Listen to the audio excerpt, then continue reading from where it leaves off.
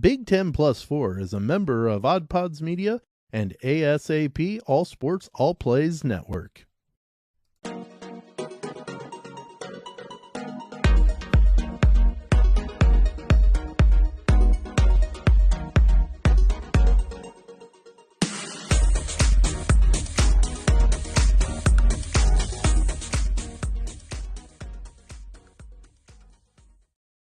Hello and good evening. Welcome to Big Ten Plus 4. I am your host, Sam Sprunger. We bring you college sports with a Midwest perspective. We are blue collar and blue blood.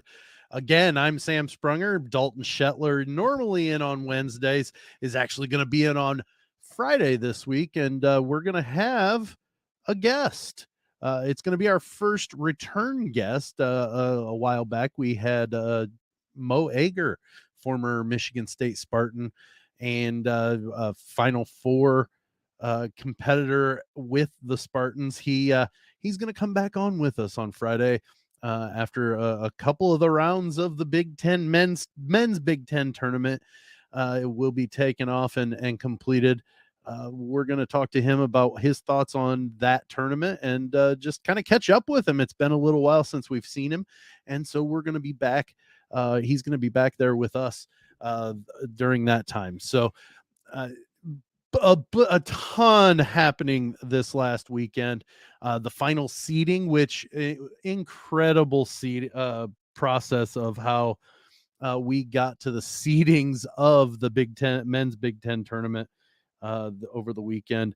The one crazy thing, and it tells you how insanely odd the men's season is Northwestern in their last game against Rutgers, and we'll talk about it a little further. If they won, they got the 2 seed. If they lost, they were the 9 seed, and they would have played on Thursday rather than Friday. But all the way from 2 to number 9 had they lost. The women's tournament wrapped up an amazing tournament there. A very, very interesting way it played out. We were anticipating a rematch of the top 2 teams, IU and Iowa. That didn't happen, and it was in a historic fashion that didn't happen. Ohio State pulling off the upset of the IU ladies team. They were down by, I believe it was 25 points at one point, and ended up coming back and winning by 4. An amazing comeback by the Buckeyes. We're going to look at the bracketology here in a little bit. Excuse me, brought to you by Charlie Creme.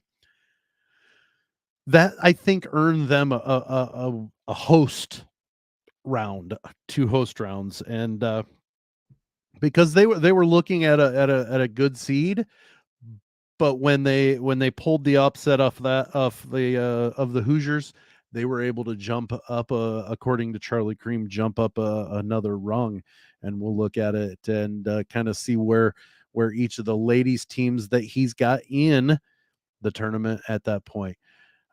Big win by the Hawkeyes, the Iowa Hawkeyes women's team winning the tournament, 30 plus points. Once they tipped off, basically it was all Hawkeyes all the time. I do believe I saw a highlight or a graphic that Caitlin Clark had 23 points at halftime, and Ohio State, the entire team, had 24. It was not even close once they got going. Michigan State pushed the Hoosiers in the second round. The Spartans got by Nebraska in their opening game, and they put the pressure on the Hoosiers for much of the game. Actually, they were up by double digits. They were up by, I believe, 8 at the half or 6 at the half. It was only a 3 or 4 point game going into the fourth, but they just couldn't hold on to get to pull that upset of the Hoosiers and give them their second loss to the Spartans. But instead, the next round is when, like I said, Ohio State pulled off the upset. of the Lady Hoosiers. We'll take a look and see if Charlie Creme thinks that was enough to knock the Indiana women's team off of the 1 slot, or maybe move them around to a different spot in the 1 or on the 1 line. So a lot happening. We're, like I mentioned, we're going to talk about bracketology, and there were a couple of teams that needed to do some things. And I think Purdue beating Nebraska is keeping Nebraska from getting in. That was a big game. Nebraska was, or I apologize. That was Michigan State. That's what I meant. Is Michigan State beating Nebraska in that 8-9 game is probably going to prevent the Huskers from getting into the tournament. Doesn't take away that they up to the very last minute were on the bubble with even we talked about it multiple times. They even have gotten to the point where they were on the bubble with an under 500 record. They won some games a few games in a row that got them, I believe they're at 500. But I don't think it was probably enough to get the Huskers into the tournament. We'll take a look at that as well.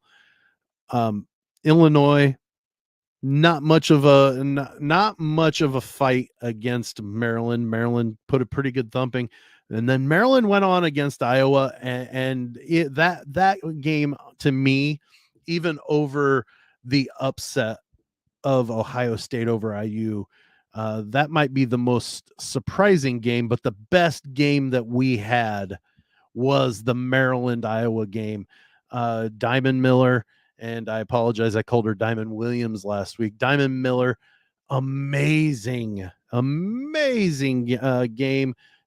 Basically put the team on her shoulders, and they fought in and out, and they just came up short. It was Iowa's toughest game of the tournament. They beat Purdue pretty handily after Purdue beat Wisconsin. Iowa beat Purdue pretty handily, but then the game against Maryland was overall their toughest trial during that tournament. And the Lady Hawkeyes came out in front and put some stops together, hit some shots at the right time that got them to advance to the championship game, to where they eventually, like I said, put a pretty hard thumping to not a pretty hard thump. They put an absolute thumping to Ohio State. Ohio State had to fight back against IU the day prior and fight back from 25 points back, and just couldn't, or finally got up over the hump against them and just couldn't get any further, and just couldn't muster up enough energy and enough effort and enough stops and enough points. I'm like, they came up short in pretty much every game, or every facet of the game. And so the one thing I will say is Cody McMahon, the freshman of the year for the Big Ten Conference, look out for her. She, against Michigan, put Ohio State. She was doing everything, just like Diamond Miller did with Maryland against Iowa. Cody McMahon, just an absolute fantastic player. I can see probably some consideration for player of the year in the conference going forward in years to come. She's that special of a player. So keep a lookout for Ohio State to be near the top of the conference with a player like Cody McMahon. She is the real deal. She is going to do some special things for the Buckeyes going forward after this season, and maybe even this season. There are still plenty of games potentially for Ohio State. I did say that I think watch for Maryland to make a run. I tell you what, JC Shelton and Cody McMahon, if Shelton is better healthier, which she played some good minutes in the tournament.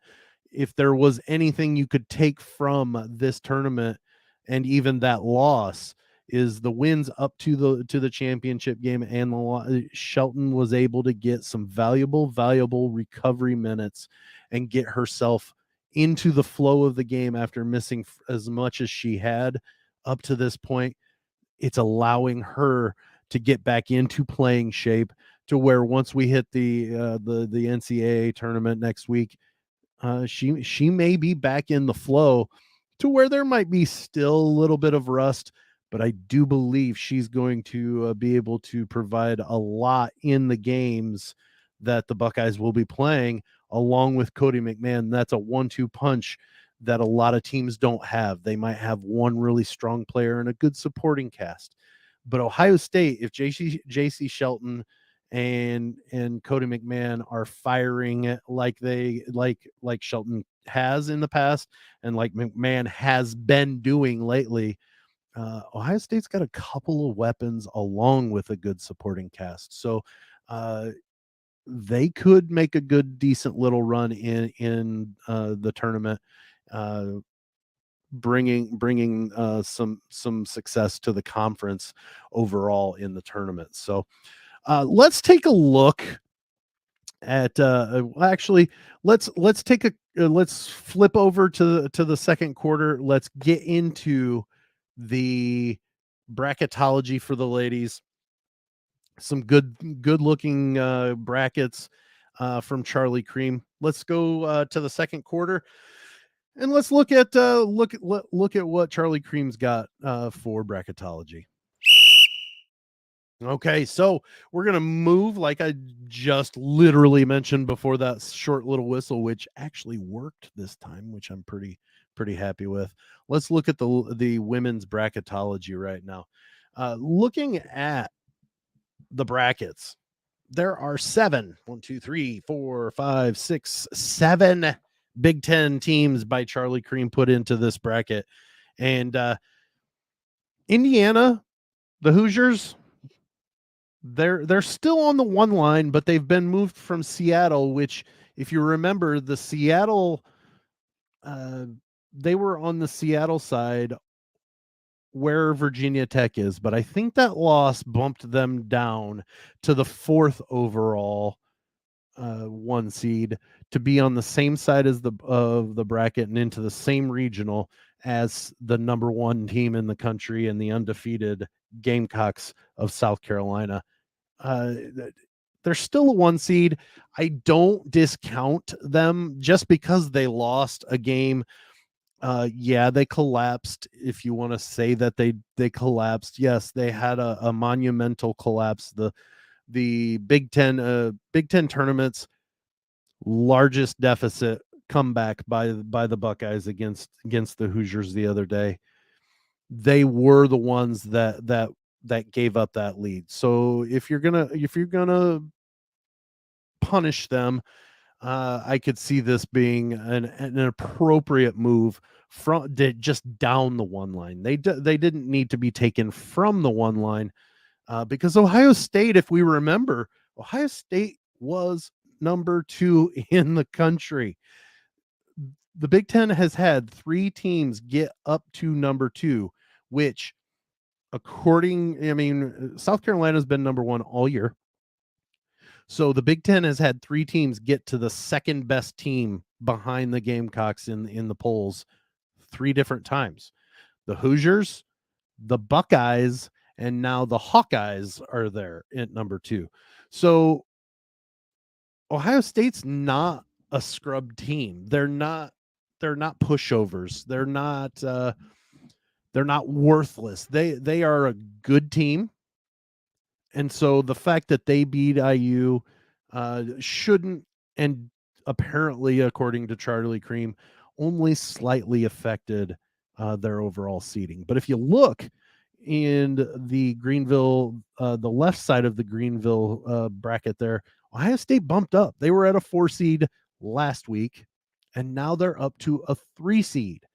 And so I think that big comeback, the fact that JC Shelton is firing starting to get some playing time and starting to get to maybe her old self before she was injured, I think that helps. I think it all kind of adds up and puts Ohio State on a higher seed line and makes them more of a potential threat. Do I think Ohio State's going to make it to the Final Four out of this bracket? Honestly, I'm just going to straight up tell you, I assume South Carolina is going to make it out of this section of the bracket. That's not even me taking a risk. That's not me going, a dark horse would be. No, South Carolina is undefeated, number one.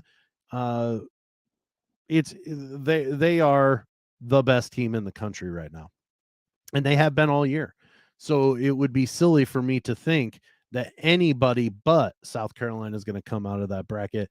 But I think Ohio State could be the one going against South Carolina if they get everything firing. This is, and honestly, this is all speculative, obviously, because these aren't official brackets, but we're going to treat these like they are, in the aspect of, I think if this is the bracket that Ohio State's sitting with, I think they could get to the Elite Eight.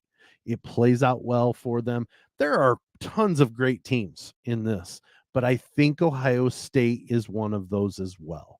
It's not a surprise because they've shown all year long that they had that potential. They went 19-0, got up to number 2 behind South Carolina. They hit a small skid, then they turned it around and fired back up. So I think they could easily make an Elite Eight run and ultimately fall to the Gamecocks. It's not a surprise. If you look at the other side, both two teams benefited greatly from that Big Ten tournament this last week. 3, if on the same side of the bracket, if you want to look at the play-in game between Purdue and Princeton. Purdue, Charlie Creme has them as one of the last 4 teams in. She's got them going against Princeton. The one thing I will always say, men's, women's, doesn't matter. If you have an at-large Ivy League team, the Ivy League is traditionally, and rightfully so, I mean, it's not often that you have a second team in the Ivy League that is worthy of an at-large bid. It's not often, and Charlie Creme's got Princeton having an at-large bid. Granted, they're the last team in on his list.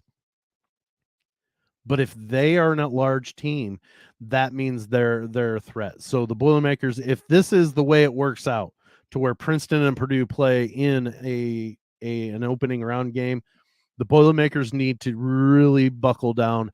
They need to have a good game to get into the traditional rounds of play for the bracket. And it's just something you really need to watch out, because the Princeton's an at-large team. That means they're good enough on their own merit. They didn't get the at-large bid from the Ivy League, and they need to watch what's going on. And if you look on the other side along with IU, and it's not something that you traditionally have seen with the way that the opening round games, because there are certain rules that the bracket, or that the committees put in, the NCAA puts in place. For your first round games, you cannot have a rematch of a game that you had already played this year. So if, let's say, UConn and Utah had played once before and they kind of paired together, well, they can't play against each other the same a game that was already on their schedule. You also cannot have a conference game, what would constitute a conference game, until later in the tournament. And it used to be after 2 rounds. So it would be at least the Sweet 16 before a conference game would happen. Now, those first 4 games that get played those are considered a round, even though they're not called the first round. Those are opening rounds. So after the first round, after the opening round games and after the first round games, you can have a conference game. And the way Charlie Creme's got this playing out, if he would be correct here, IU and Illinois could play in the second round, the round of 32, against one another, which is an awful early rematch, conference rematch. But it's the way it plays out, and they've got it marked down to where the number 1 overall seed gets the number 2 seed, and then they get the number 1, or it rotates through. So then the number 1 seed would get the number 2 seed, and the number 1 seed gets the number 1, or you get it. So the way those play out, he's got Illinois sitting at a 9 seed in the exact same pod as the Hoosiers. So they would be, according to this, the Lady Illini, Fighting Illini, would go to Bloomington to play their first round game against Ole Miss, and then potentially play IU in the second round. This is a very interesting bracket. There's 7 teams. He's got 7 Big Ten teams going in. If you look at the next 4 out, you see Nebraska. So there's if this is accurate, there are no more women's games to be played until the tournament. So if this is accurate, Nebraska's lost to Michigan State, because if you remember, they were on the first 4 out, the group of first 4 out last week, and now they've bumped down to the next 4 out. So the loss to the Spartans was detrimental to their potential bid. Had they beaten Michigan State, they might be in the first 4 out, or the last 4 in. I mean, and or they might still be at the first 4 out, just depending on how well they performed against IU. So that game against Nebraska or against Michigan State, in according to Charlie Creme, knocked Nebraska out of consideration for the NCAA tournament, and that's it. If you want to be concerned about it or complain, well, you obviously had some opportunities in there that should have been taken or could have been taken in order to ensure that you were going to make it into the tournament. So a lot of times you can't pinpoint one thing, and I've coached sports, baseball and football, enough that you can't blame one thing as the reason why something happened. If you try to do that, there are always 5, 6, 7 multiple things that could have been done on your end that could have made that one thing that you're blaming it on moot and not even a real thing any longer. So it's an interesting looking bracket. I'm excited to see Selection Sunday, how it plays out, how close Charlie Creme is, how many Big Ten teams make it in, because you know what? He's not on the committee. He's not the committee, even if he's normally really on his prognostication and his projections. Purdue's the next to last team in. So there is a potential that maybe St. John's is actually there, and West Virginia are there, and Purdue and Princeton are actually on the first 4 out. So this isn't solid. I would say 6 solid, Purdue's still on the bubble and very close. You never know either. With them being the next 4 out, I doubt that they're going to surprise, but Nebraska maybe. You just never know how the committee. Let's call it what it is. The committee is part of the NCAA, and the NCAA is so unpredictable at so many different things that I don't think that there's a conspiracy to get Nebraska in, but you never know how that committee is looking at things. So that is a good overview of what the bracketology is for the women's game. And on the other side of halftime, which is one promo, one Odd Pods show promo, and our sticker mule ad, We're going to look at the men's side of the basketball. Postseason awards came out. The all Big Ten team came out.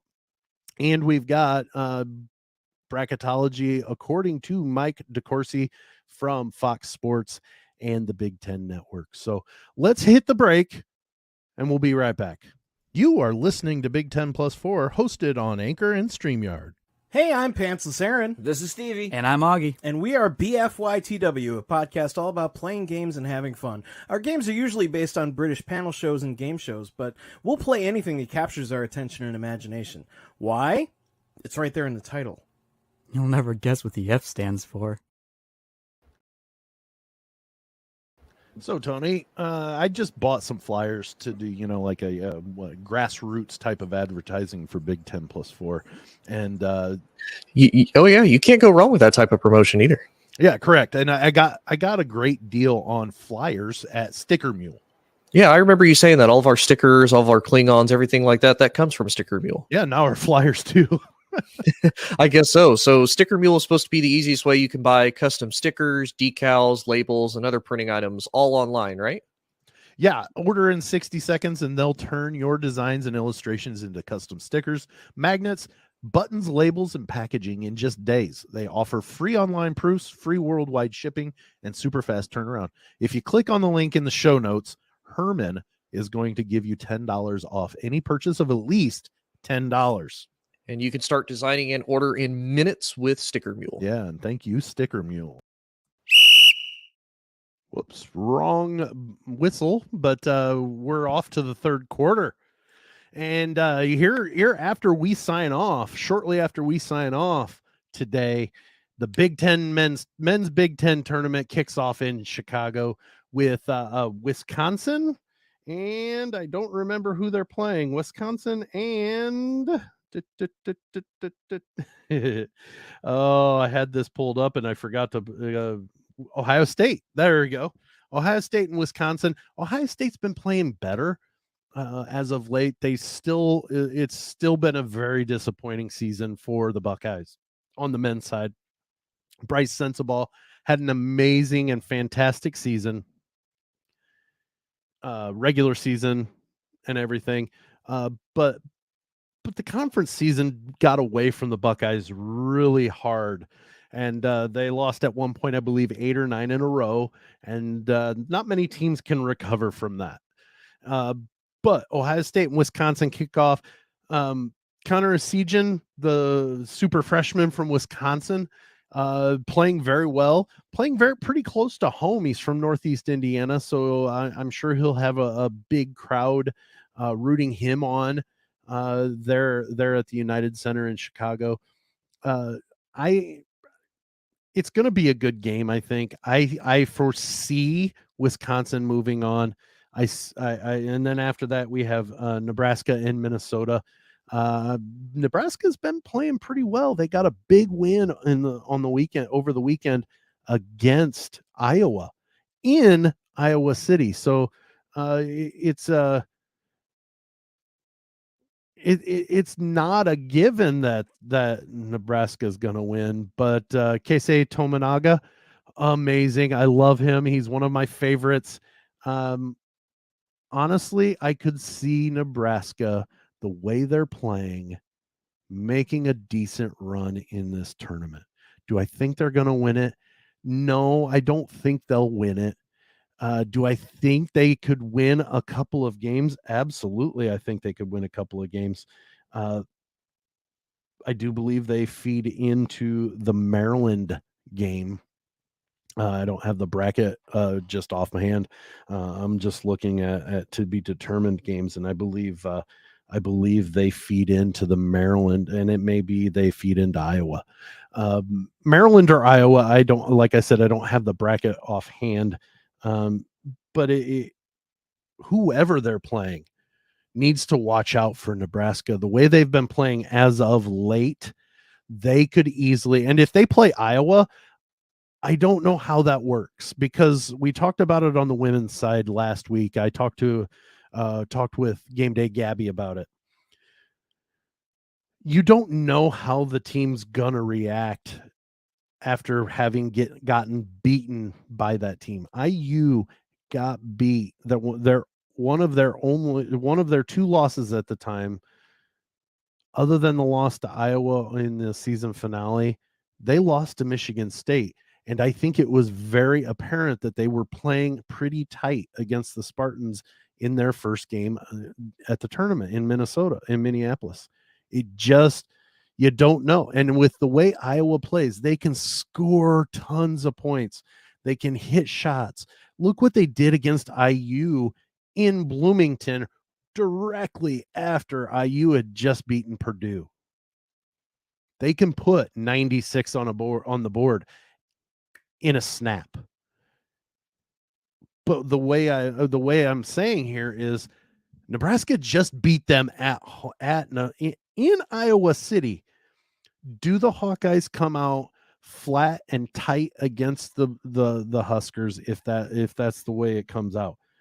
I'm not saying they will. Honestly, Minnesota beat Penn State on a last second shot. And Penn State is playing pretty decently well. It could come out. Penn State beat Northwestern at Northwestern. So do I think Minnesota's going to beat Nebraska? No, but I think they easily could hang with them, and they could nip them. But my point is whoever's getting Nebraska, if Nebraska wins today, and whoever gets Nebraska needs to be sure to jump out of the gate quick and keep the foot on the gas. Keep the foot on the gas, keep pushing, and don't let the Huskers get back into the game. We talked about the craziness of the seeding, and you have Purdue's the 1 seed. We knew that was going to happen. What a game against Illinois. And I see a lot of people complaining and saying, well, that's just the way Purdue had a huge lead and they let it get away. I still will contest. They won the game. But that's also why you get a lead, is if you hit a point where things aren't going your way and the other team does get hot, and you build that lead in order to give up some of it, if not all of it, but still come out with the win. And that's what Purdue did. Purdue also established a 21-point lead after being up only by like 6, I think, when Zach Edey got in foul trouble, excuse me, and had to sit down for the rest of the half in the first half. They widened the gap. I think that did a lot for Purdue for March, for the NCAA tournament, because what happens if Edey gets whistled quickly for a couple of fouls? Can they produce points? They showed that they could. They showed that they could expand a lead. They could put points on the board without Edey needing to be on the court. Now, is it a concern that they couldn't just keep their foot on the throat and the gas and make that a 20-point win? Yeah, it's a little concerning. Illinois is not a bad team, though.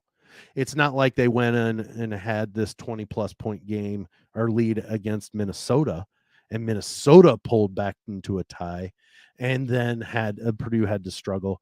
They did this against Terrence Shannon Jr. is an amazing player, and Meyer, I don't remember his first name, but he's a great player too.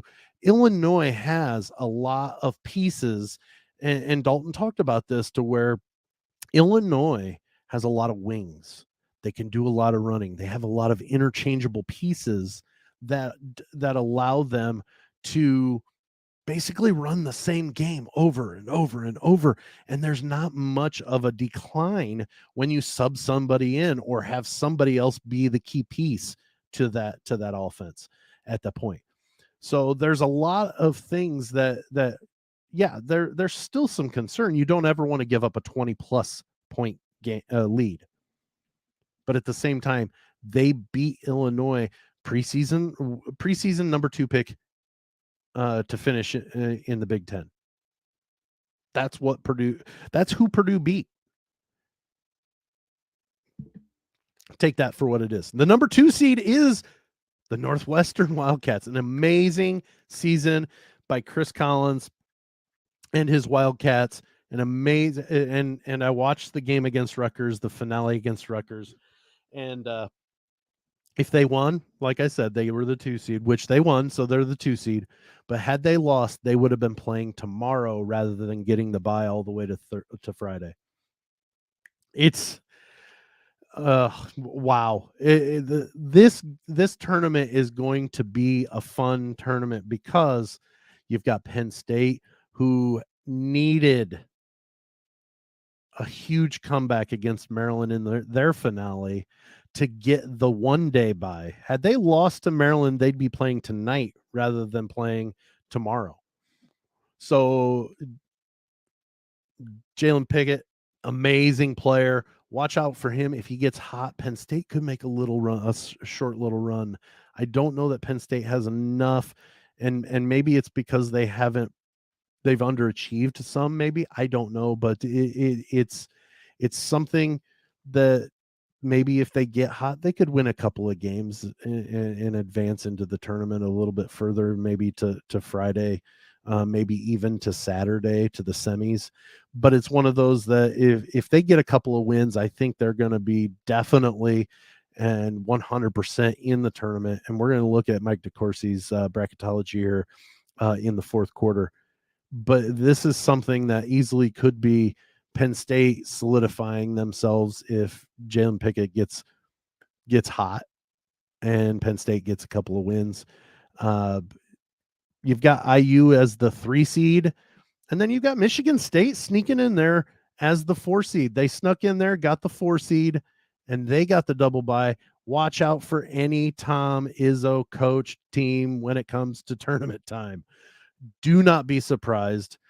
Do not be surprised if they're playing Saturday against Purdue or whoever, Rutgers or Michigan. Those are the 3 potential teams that Michigan State could play if they advance on Friday into Saturday. But watch out for Michigan State because they could easily make a run to where they're playing Sunday, and they could easily make a run to where they're cutting the nets down on Sunday. Nothing surprises me with a Tom Izzo coach team. So watch out for Michigan State. If you're a Spartan fan, feel good about yourself. They're not playing horribly right now. They're playing pretty good basketball. There's still some concerns, but you know what? I think every single Big Ten team has a concern. Every single one.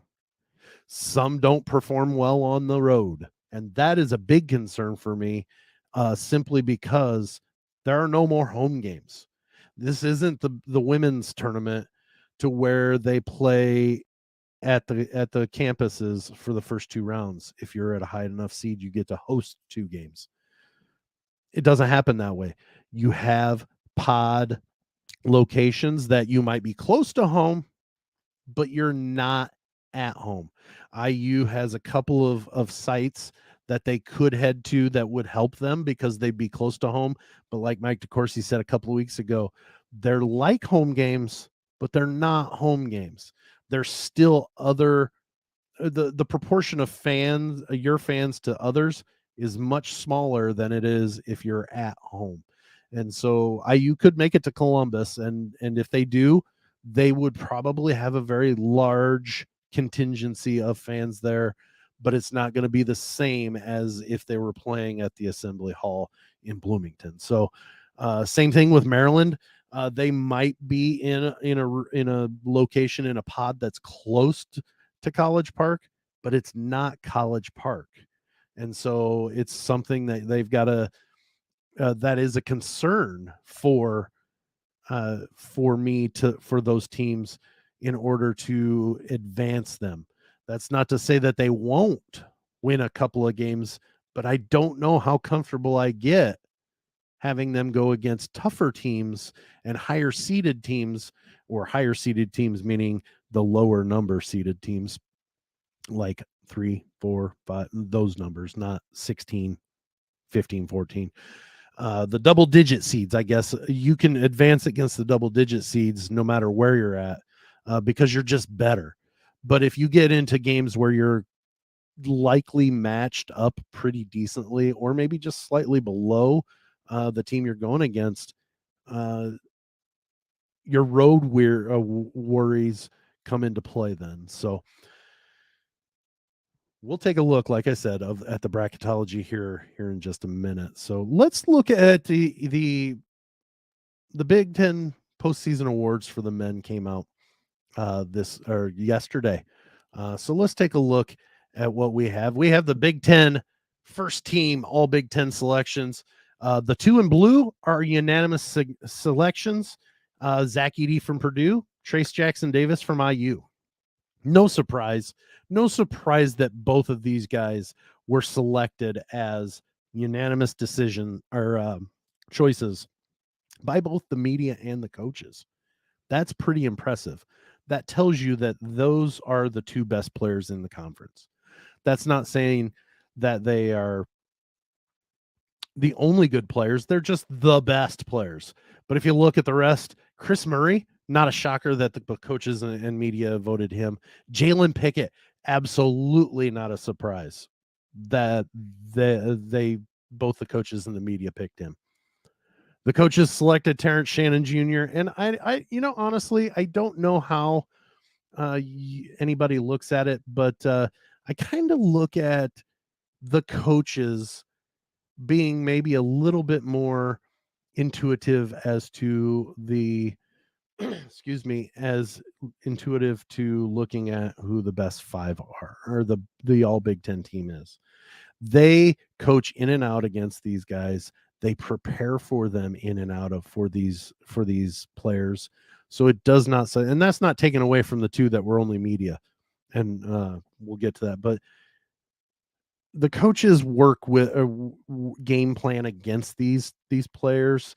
The coaches put in strategies. They know attributes that maybe aren't seen by a lot of media. But Terrence Shannon Jr. getting in there from the coaches. Boo Buie, an absolute non-shocker here as an all Big Ten team selection. Mike DeCourcy said the transition and improvement from last year to this year is the best he's ever seen. That is a huge statement. He's been covering college basketball since the mid-1980s. So therefore, he's seen a lot of really fantastic basketball players and seen a lot of players improve over that time. So to say that Boo Buie is number one on that list, that's a pretty big statement from a very, very knowledgeable man. Hunter Dickinson, not a surprise, the best player for the Wolverines. And he actually, he's a very strong player. He's he's a big guy who can shoot, dribble, drive, post you up. He can basically do it all. And it's not a surprise that Hunter Dickinson's on there as well. Maybe not the performance people maybe thought he would have this year, but still a very successful, productive season for Hunter Dickinson in Ann Arbor. So let's move to the Big Ten award winners. Player of the year, Zach Edey. Now, I've seen a lot of people, and I'm going to go to the mattresses on this one. It's not because I'm a Purdue fan, but I am a Purdue fan, so I kind of take a little bit of I don't even know what the word is for. Not offense, but I take a little offense to saying, well, he's just tall. Of course he's going to get, this, that, and the other thing. And Trace Jackson Davis was by far a more dominant and better player. Shoot, Kevin Willard even said it. Okay, and you know what? IU beat Purdue. So Trace Jackson Davis, his team beat Zach Edey's team both times. So, okay, what we're going to do is we're going to say that it only has to do with the head-to-head. So we're narrowing down player of the year to 2 games, and it has nothing to do with how the player performed. It's how the team performed. That is lazy argument. Get that out of your vocabulary, because here's the thing. Yes, IU beat Purdue both times they played. And both times they played, Zach Edey dominated Trace Jackson Davis. Dominated. He didn't just outperform, he dominated. In the game at Mackey that IU ended up winning by 8 points, Zach Edey had 33 and 18, and I think Trace Jackson Davis had 8 or 10 points and few rebounds. So don't tell me that Trace Jackson Davis was the player of the year because IU beat Purdue twice.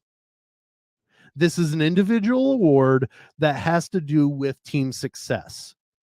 So let's not take it to 2 games, because if we're going to base it on the team's performance, Purdue's the better team. Period. There's no argument. 26-5 is better than the, I believe, 22-10 that IU is. That's not me saying that IU is not a good team. They are. I'm going to have them advancing multiple rounds, more than likely, depending on who they're paired against. But here's the thing. If we're gonna make it a team comparison, Purdue's the better team by record, by pole position, where they're at in the polls, every aspect of this season except for their head-to-head against IU. Purdue is the better team than IU. There's no argument with that either. And if you want to argue, that's fine. But you know what? Give me stats.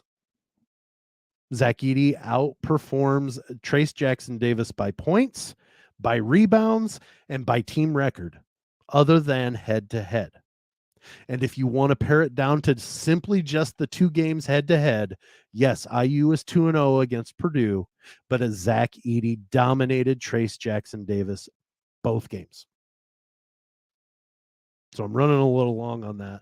I wasn't expecting to be that fired up about it, but the more I thought about it, it got on me. Chris Collins, obvious coach of the year.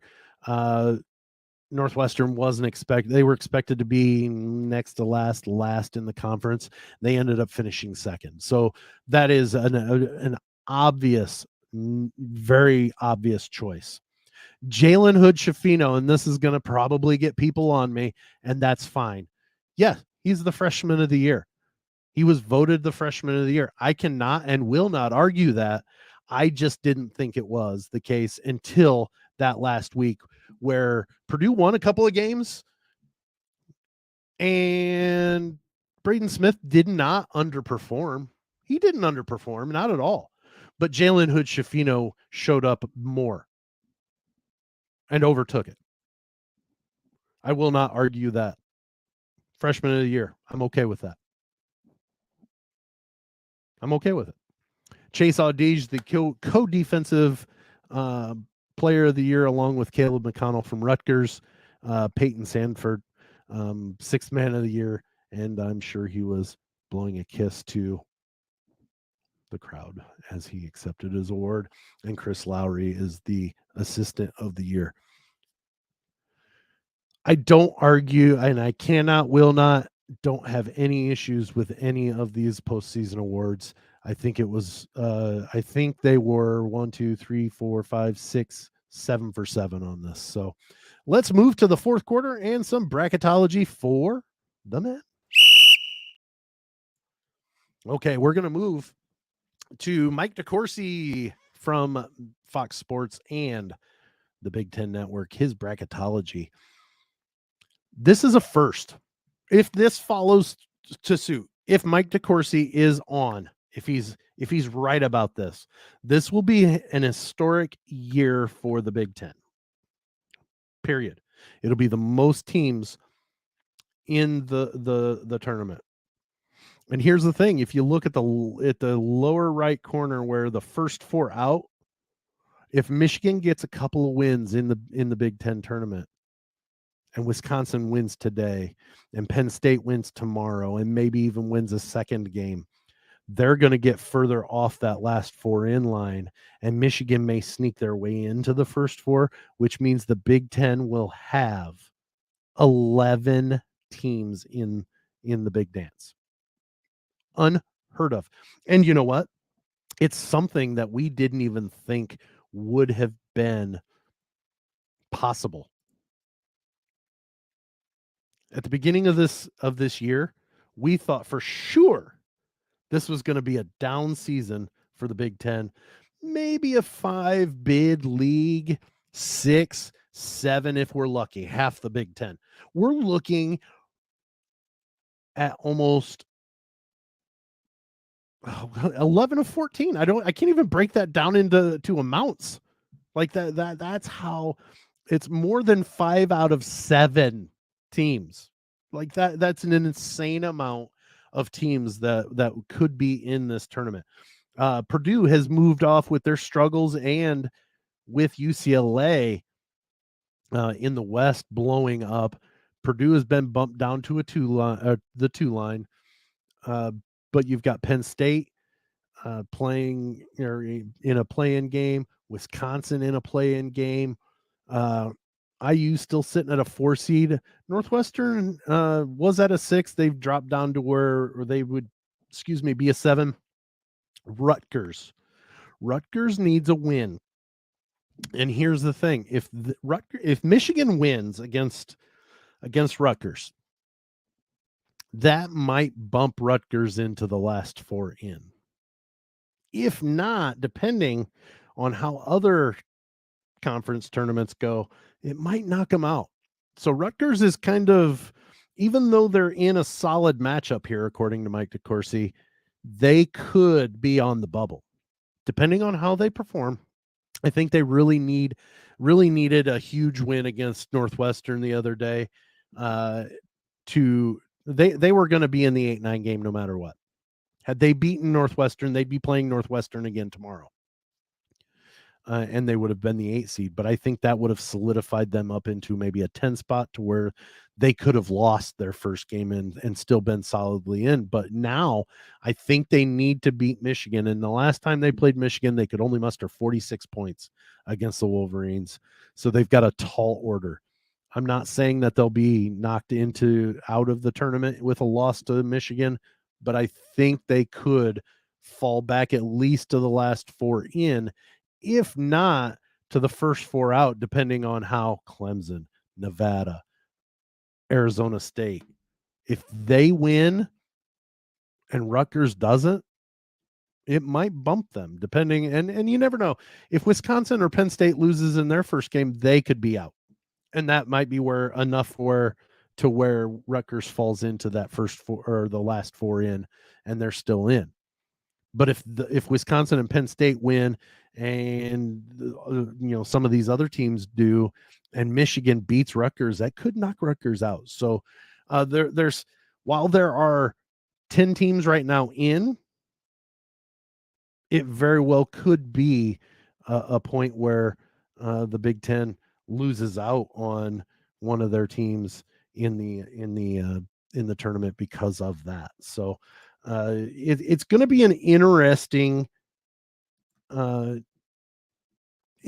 Big Ten tournament, and it'd be interesting to be able to talk to Mike and see kind of what he's seeing with that. So we might effort some for next week after the brackets are out and see what kind of played into some of these choices. But we're getting very close. We're getting very close to Selection Sunday. It's almost like a Black Friday type thing, where it's not quite the holiday, but it's getting closer, and it's getting to the point where maybe we see an historic performance by the Big Ten in getting into the NCAA tournament. It's really exciting to see. I can't wait. I'm ready to go watch some games now. I want to go watch the 2 games that are on tonight, and that's the kickoff. Because let's think about this. Once we tip off at the Big Ten tournament, we've got games Wednesday, Thursday, Friday, Saturday, Sunday, Selection Sunday. Then we have Monday off. Then we have games on Tuesday, Wednesday, Thursday, Friday, Saturday, Sunday. We're at the most wonderful time of the year. I'm excited because I get to go to Columbus and cover the tournament games there. And I hope to see some of these Big Ten teams participating in those games there, so I can see them up close and personal and be able to kind of get an idea of what the Big Ten's chances, if there is one, to ending the 23-year drought of a national champion. So that's it for today. Thanks so much for listening to me ramble, get a little angry even. It's so fun talking Big Ten sports, and especially during this time of the year. So much going on both sides of the men's and women's basketball. An hour goes by very, very quickly. So let's take a look at how you can reach out to us or find us on streaming and podcast wise. If you want to find us on social media, you can go to the TikToks, the Instagram, and the Twitter at Big Ten Plus 4. You got to spell out the plus. You can't put the little plus sign. You've got to spell out the plus. On Facebook, if you're still looking at Facebook, Big Ten Plus 4. You can even, I think the algorithm for Facebook allows you even just to think about it, and it will put it in there for you. Our audio podcast is on put through Odd Pods Media. We are located at oddpodsmedia.com. We're the only sports show on the network, but we have all sorts of other shows on there that make us odd. But we're good friends. We're friends with everybody on the network, and every show is quality. We are streamed twice a week, Monday or Wednesdays at 5 p.m. Eastern, and then on Friday mornings at 9 a.m. Eastern on the ASAP network. Find us. We have an app for ASAP. Go to the Google Play Store or the Apple version of the Google Play Store. I own an Android, so I don't know what that is on the Apple side. But you can download ASAP Network's app, find past episodes, and here soon the live television feed will be in there. We're also on Amazon, Roku. You can find our channel there through ASAP and find all the awesome shows that we have on ASAP along with us on the days that I just told you about. If you miss our stream, don't want to do the app, but you have Spotify, jump on Spotify. You can watch our video cast or listen to our podcast version or the audio version of our show anywhere you find podcasts. That's it for today, everybody. I thank you again. Enjoy the tournament. We'll be back Friday morning. Dalton will be back on Friday morning. Moe Ager, the former Michigan State Spartan, played in the Final Four. He's returning. He's going to talk about what he's been up to, remember his encounters in the NCAA tournament and the Big Ten tournament as well. It's going to be a good time. So for Dalton Shetler, who will be here on Friday, Tony Hollinsworth, who we're hoping to get back soon, I'm Sam Sprunger. Thanks so much for joining us today. And you know what? We'll see you later.